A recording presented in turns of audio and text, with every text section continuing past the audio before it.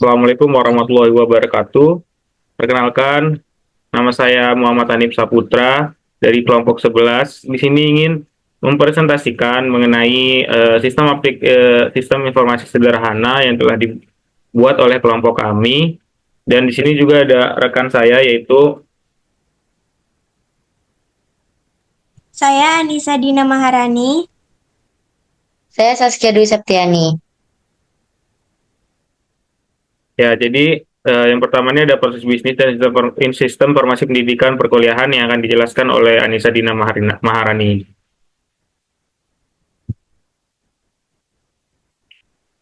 Nah, jadi di sini ada proses bisnis sistem informasi pendidikan perkuliahan, yaitu yang pertama itu ada pendaftaran dan penerimaan mahasiswa, lalu itu ada pemilihan dan pendaftaran mata kuliah, lalu ada manajemen jadwal kuliah, selanjutnya itu ada pengelolaan absensi, selanjutnya itu ada penilaian dan ujian, selanjutnya itu ada manajemen data akademik, lalu komunikasi dan pengumuman. Nah, selanjutnya itu ada tujuan dari sistem informasi pendidikan perkuliahan ini. Yang pertama itu ada meningkatkan efisiensi administrasi pendidikan. Jadi, mempercepat dan mempermudah proses pendaftaran, terus ada jadwal kuliah dan pengelolaan absensi. Terus habis itu ada memudahkan akses informasi akademik, yaitu memberikan akses yang cepat dan mudah bagi mahasiswa dan dosen untuk informasi akademik dan nilai. Selanjutnya itu ada meningkatkan transparansi penilaian. Di sini memudahkan mahasiswa dalam memantau dan memahami penilaian serta umpan balik dari dosen. Selanjutnya itu ada memperkuat komunikasi. Di sini yaitu menyediakan saluran komunikasi yang efektif untuk pengumuman dan interaksi antara mahasiswa, dosen, dan admin. Selanjutnya akan dijelaskan oleh teman saya Saskia. Selanjutnya itu terdapat user atau stakeholder, itu terdapat ada mahasiswa, dosen, admin, dan kepala program studi. Nah, jadi di sini mahasiswa ini dapat mengakses pendaftaran, materi kuliah, absensi, nilai, dan informasi penting. Lalu dosen juga dapat mengelola materi kuliah, penilaian, absensi, dan jadwal.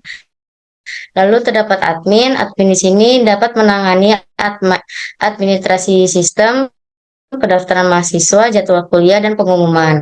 Lalu terdapat kepala program studi, ini memantau keseluruhan proses pendidikan, mengevaluasi kinerja akademik, dan melakukan perbaikan sistem jika diperlukan. Next. Lalu terdapat jenis sistem informasi. Yang pertama itu ada sistem manajemen pembelajaran atau LMS.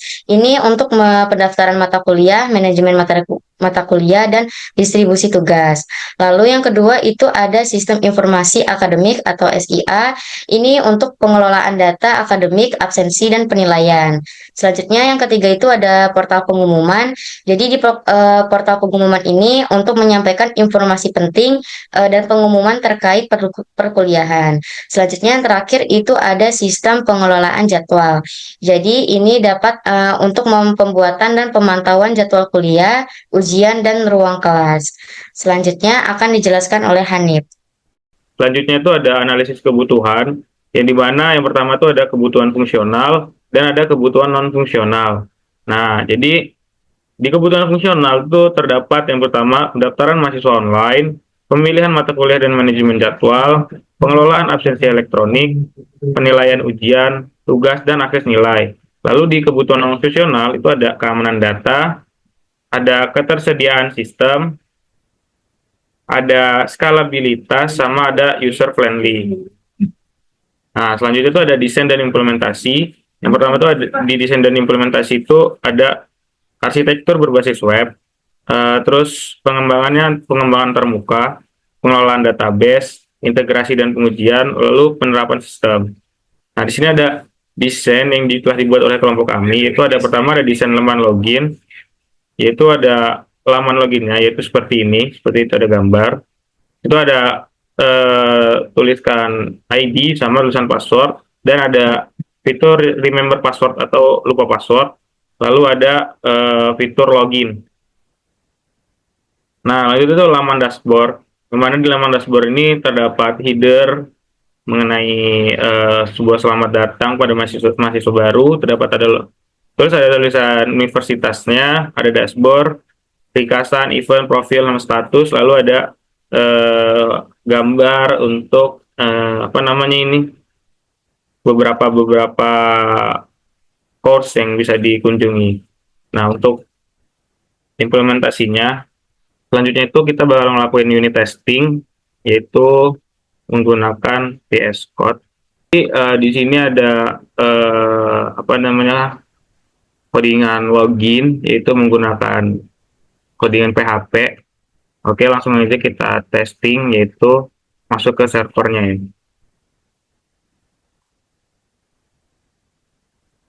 Nah, jadi dia bakal masuk ke server, menu login yang seperti pada gambar tadi di PowerPoint. Di sini ada untuk masukin apa namanya, untuk masukin ID-nya, lalu ada untuk masukin passwordnya. Seperti itu. Nah, jadi di laman yang pertama kali kami buat tuh hanya laman login. Untuk laman forgot password dan need account sign up itu belum kami buat. Oke. Selanjutnya itu ada laman dashboard.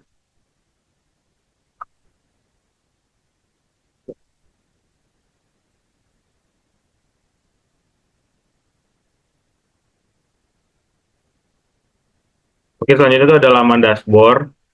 Ini laman utama dalam web sistem informasi kami. Itu terdapat header, lalu terdapat nama universitas, ada dashboard, ringkasan, event, profil, status, ada home, link, sama drop down. Lalu di sini terdapat gambar mengenai kurikulum, semester, dan jurusan, absensi, ruangan, mahasiswa, dan dosen.